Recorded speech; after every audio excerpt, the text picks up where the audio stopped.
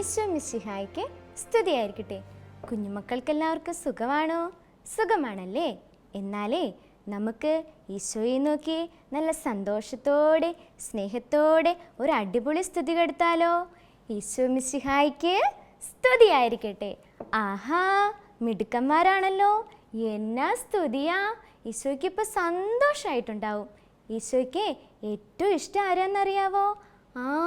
കുഞ്ഞു മക്കളെ അല്ലേ? എന്നാലേ നമുക്ക് ഈശോയോടൊന്ന് പ്രാർത്ഥിച്ചാലോ? പ്രാർത്ഥിക്കാം അല്ലേ? അപ്പം കൈകൾ കൂപ്പി കണ്ണുകളടച്ച് നമുക്ക് ഈശോയോടൊന്ന് പ്രാർത്ഥിക്കാം. ഈശോയെ, ഞങ്ങൾ അങ്ങയെ ആരാധിക്കുന്നു. അങ്ങയെക്കുറിച്ച് അറിയുവാനായി ഞങ്ങൾ കാത്തിരിക്കുക. ഈശോയെ, അങ്ങയുടെ പരിശുദ്ധാത്മാവിനെ അയച്ച് ഞങ്ങളെ ഓരോരുത്തരെയും അനുഗ്രഹിക്കണമേ. ആമേൻ, ആമേൻ. അപ്പോഴേ നമുക്ക് ക്ലാസ് തുടങ്ങാം അല്ലേ? തുടങ്ങത്തില്ലേ?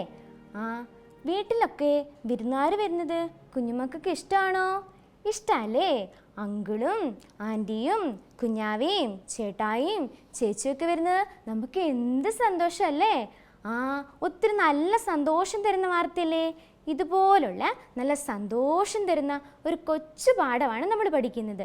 അപ്പോൾ പാഠത്തിൻ്റെ പേരറിയണ്ടേ? നമ്മൾ പഠിക്കാൻ പോകുന്ന പാഠത്തിൻ്റെ പേരാണ് മംഗളവാർത്ത.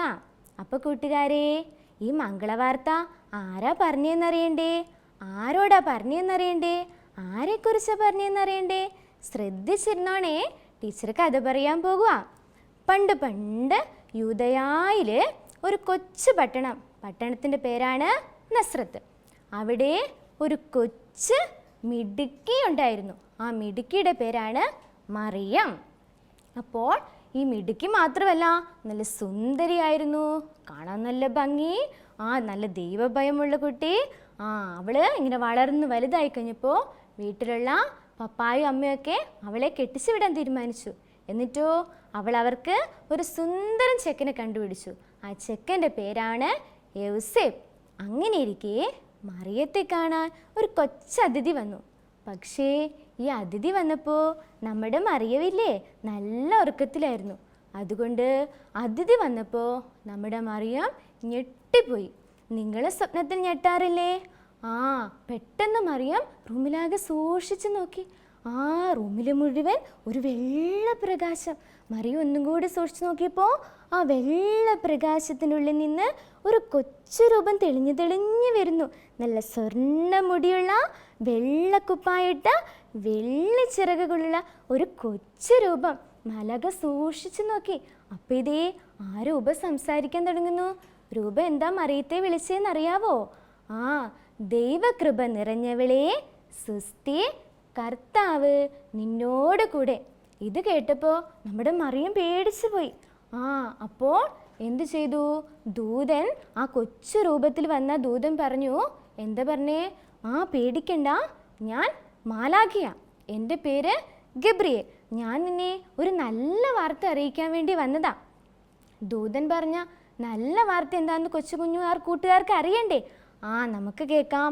ദൂതൻ പറഞ്ഞ ആ കൊച്ചു സന്ദേശം വിശുദ്ധ ഗ്രന്ഥത്തിൽ രേഖപ്പെടുത്തി വെച്ചിട്ടുണ്ട്. നമുക്കൊന്ന് കേട്ടാലോ?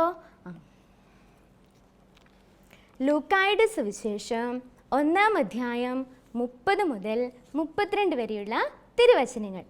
ദൂതൻ അവളോട് പറഞ്ഞു, മറിയമേ, നീ ഭയപ്പെടേണ്ട, ദൈവസന്നിധിയിൽ നീ കൃപ കണ്ടെത്തിയിരിക്കുന്നു. നീ ഗർഭം ധരിച്ച് ഒരു പുത്രനെ പ്രസവിക്കും. നീ അവനെ യേശുവെന്ന് പേരിടണം. അവൻ വലിയവനായിരിക്കും, അത്യുന്നതൻ്റെ പുത്രൻ എന്ന് വിളിക്കപ്പെടും. അപ്പോൾ ഈ സന്ദേശം കേട്ടപ്പോൾ മറിയത്തിന് മനസ്സിലായി ഇതാരാന്ന്? ഇത് ദൈവത്തിൻ്റെ തീരുമാനമാണെന്ന്. മാതാവ് എന്തു ചെയ്തു?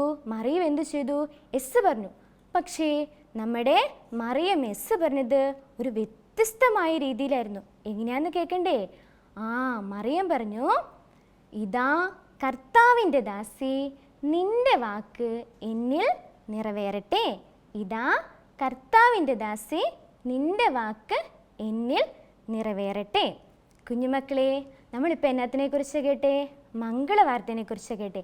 അപ്പോൾ എന്തായിരുന്നു മംഗളവാർത്തയിൽ മറിയം പറഞ്ഞത്? ഇതാ കർത്താവിൻ്റെ ദാസി, നിന്റെ വാക്ക് എന്നിൽ നിറയട്ടെ. അപ്പോൾ ടീച്ചർ ഒരു കാര്യം ചോദിക്കട്ടെ? ആരാ സന്ദേശം പറയാൻ വന്നത്? മാലാഖ. ആരെക്കുറിച്ചാണ് സന്ദേശം പറഞ്ഞത്? ഈശോനെക്കുറിച്ച് ആരോടാ പറഞ്ഞത്? മറിയത്തിനോടല്ലേ? അപ്പോൾ ദൈവത്തിൻ്റെ ഇഷ്ടം മാലാഖയെ അറിയിച്ചു. എന്ത് ചെയ്തു? മറിയം അത് സ്വീകരിച്ചു. അങ്ങനെ മറിയം ഈശോയുടെ അമ്മയായിട്ട് മാറി. അപ്പോൾ നമ്മളും എന്ത് ചെയ്യണം? ഈശോയുടെ ഇഷ്ടം അനുസരിച്ച് വേണം എന്ത് ചെയ്യാൻ? ജീവിക്കാൻ വേണ്ടി. ഇനി മംഗളവാർത്ത എന്ന് പറഞ്ഞാൽ എന്താണെന്ന് പറഞ്ഞേ? നല്ല വാർത്ത എന്ന് പറഞ്ഞേ. അപ്പോൾ ഈ നല്ല വാർത്ത നമ്മൾ എന്ത് ചെയ്യണം? എപ്പോഴും ഓർത്തിരിക്കണം. അതിനുവേണ്ടി ഇതൊരു കൊച്ചു പ്രാർത്ഥനയായിട്ട് നമുക്ക് പഠിക്കാം. അപ്പം നമുക്ക് പ്രാർത്ഥന കേട്ടാലോ? പ്രാർത്ഥന ശ്രദ്ധിച്ച് കേൾക്കണേ. കർത്താവിന്റെ മാലാഖ പരിശുദ്ധ മറിയത്തോട് വചിച്ചു. പരിശുദ്ധാത്മാവിനാൽ മറിയം ഗർഭം ധരിച്ചു. നന്മ നിറഞ്ഞ മറിയമേ സ്വസ്തി, കർത്താവ് അങ്ങയോടുകൂടെ സ്ത്രീകളിൽ അങ്ങ് അനുഗ്രഹിക്കപ്പെട്ടവളാകുന്നു. അങ്ങയുടെ ഉദരത്തിൻ ഫലമായ ഈശോ അനുഗ്രഹിക്കപ്പെട്ടവനാകുന്നു. പരിശുദ്ധ മറിയമേ തമ്പുരാന്റെ അമ്മേ, പാപികളായ ഞങ്ങൾക്ക് വേണ്ടി ഇപ്പോഴും ഞങ്ങളുടെ മരണസമയത്തും തമ്പുരാനോട് അപേക്ഷിക്കണമേ. ഇതാ കർത്താവിന്റെ ദാസി, നിന്റെ വചനം പോലെ എന്നിലാകട്ടെ. നന്മ നിറഞ്ഞ മറിയമേ സ്വസ്തി, കർത്താവ് അങ്ങയോടുകൂടെ സ്ത്രീകളിൽ അങ്ങ് അനുഗ്രഹിക്കപ്പെട്ടവളാകുന്നു. അങ്ങയുടെ ഉദരത്തിൻ ഫലമായ ഈശോ അനുഗ്രഹിക്കപ്പെട്ടവനാകുന്നു. പരിശുദ്ധ മറിയമേ തമ്പുരാന്റെ അമ്മേ, പാപികളായ ഞങ്ങൾക്ക് വേണ്ടി ഇപ്പോഴും ഞങ്ങളുടെ മരണസമയത്തും തമ്പുരാനോട് അപേക്ഷിക്കണമേ. വചനം മാംസമായി നമ്മുടെ ഇടയിൽ വസിച്ചു. നന്മ നിറഞ്ഞ മറിയമേ സ്വസ്തി, കർത്താവ് അങ്ങയോടുകൂടെ സ്ത്രീകളിൽ അങ്ങ് അനുഗ്രഹിക്കപ്പെട്ടവളാകുന്നു. അങ്ങയുടെ ഉദരത്തിൻ ഫലമായ ഈശോ അനുഗ്രഹിക്കപ്പെട്ടവനാകുന്നു. പരിശുദ്ധ മറിയമേ തമ്പുരാന്റെ അമ്മേ, പാപികളായ ഞങ്ങൾക്ക് വേണ്ടി ഇപ്പോഴും ഞങ്ങളുടെ മരണസമയത്തും തമ്പുരാനോട് അപേക്ഷിക്കണമേ. ഈശോ മിശിഹായുടെ വാഗ്ദാനങ്ങൾക്ക് ഞങ്ങൾ യോഗ്യരാകുവാൻ സർവീശ്വരന്റെ പരിശുദ്ധ ദൈവമാതാവേ, ഞങ്ങൾക്ക് വേണ്ടി അപേക്ഷിക്കണമേ. പ്രാർത്ഥിക്കാം. സർവീശ്വര, മാലാഖയുടെ സന്ദേശത്താൽ അങ്ങയുടെ പുത്രനായ ഈശോ മിശിഹായുടെ മനുഷ്യാവതാര വാർത്ത അറിഞ്ഞിരിക്കുന്ന ഞങ്ങൾ അവിടുത്തെ പീഡാനുഭവവും കുരിശുമരണവും മുഖേന ഉയിർപ്പിന്റെ മഹിമ പ്രാപിപ്പാൻ അനുഗ്രഹിക്കണമേ എന്ന് ഞങ്ങളുടെ കർത്താവായ ഈശോ മിശിഹാ വഴി അങ്ങയോട് ഞങ്ങൾ അപേക്ഷിക്കുന്നു. ആമേൻ. പിതാവിനും പുത്രനും പരിശുദ്ധാത്മാവിനും സ്തുതി. ആദിയിലെ പോലെ ഇപ്പോഴും എപ്പോഴും എന്നേക്കും ആമേൻ. പിതാവിനും പുത്രനും പരിശുദ്ധാത്മാവിനും സ്തുതി. ആദിയിലെ പോലെ ഇപ്പോഴും എപ്പോഴും എന്നേക്കും ആമേൻ. പിതാവിനും പുത്രനും പരിശുദ്ധാത്മാവിനും സ്തുതി. ആദിയിലെ പോലെ ഇപ്പോഴും എപ്പോഴും എന്നേക്കും ആമേൻ. അപ്പോൾ കുഞ്ഞുമക്കൾ പ്രാർത്ഥന കേട്ടില്ലേ? എന്താ പ്രാർത്ഥനയുടെ പേര്? കർത്താവിൻ്റെ മാലാഖ എന്ന ജപം. ഈ പ്രാർത്ഥന നമ്മൾ രാവിലെ ചൊല്ലും, ഉച്ചയ്ക്ക് ചൊല്ലും, രാത്രി ചൊല്ലും. അതുകൊണ്ട് ഈ പ്രാർത്ഥനയ്ക്ക് വേറൊരു പേരും കൂടിയുണ്ട്. ഈ പ്രാർത്ഥനയുടെ വേറൊരു പേരാണ് ത്രികാല ജപം. എന്താ പ്രാർത്ഥനയുടെ പേര്? ത്രികാല ജപം. കുഞ്ഞുമക്കളെ, നമ്മൾ പ്രാർത്ഥനയൊക്കെ പഠിച്ചു, ആ കഥയൊക്കെ കേട്ടു. ഇനി നമുക്കൊരു കൊച്ചു പാട്ട് കേട്ടാലോ? അപ്പം ശ്രദ്ധിച്ചിരിക്കണേ പാട്ട്.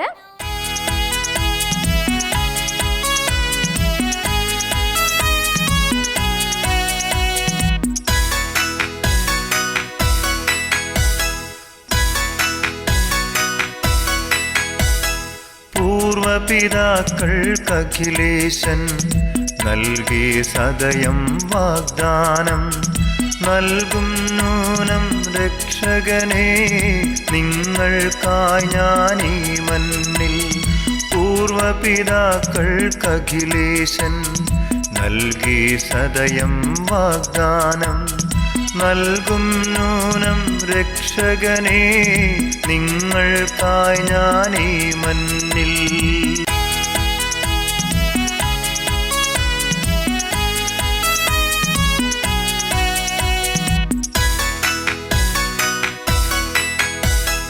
വാഗ്ദാനത്തിൻ പൂർത്തിക്കായി ദാവീദിൻ പ്രിയവംശജയാ മറിയം നേടിയ സന്ദേശം മാനവരക്ഷയ്ക്കച്ചാരം. മറിയം നേടിയ സന്ദേശം മാനവരക്ഷയ്ക്കച്ചാരം. പൂർവപിതാക്കൾക്കഖിലേശൻ നൽകി സദയം വാഗ്ദാനം നൽകും നൂനം രക്ഷകനെ, നിങ്ങൾക്കായി ഞാനീ മണ്ണിൽ. പാട്ട് കേട്ടോ? പാട്ട് ഇഷ്ടമായോ കുഞ്ഞുമക്കൾക്ക്? അപ്പം നമ്മൾ പാട്ട് കേടുന്നല്ലോ, ഉഷാറായില്ലേ? എന്നാൽ നമുക്ക് ഈശോയോടൊന്ന് പ്രാർത്ഥിച്ചാലോ? പ്രാർത്ഥിക്കാം അല്ലേ?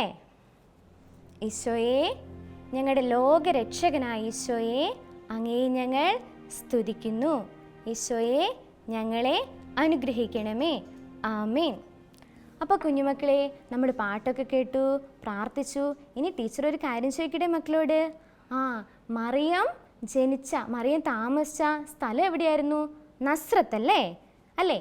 മറിയം താമസിച്ച പട്ടണത്തിൻ്റെ പേരാണ് നസ്രത്ത്. ഇനി ഒരു കാര്യം ചോദിക്കട്ടെ ടീച്ചർ? എന്താ കാര്യം? ദൈവത്തിൻ്റെ തീരുമാനം അറിഞ്ഞപ്പം മറിയം എങ്ങനെയായിരുന്നു എസ് പറഞ്ഞത്?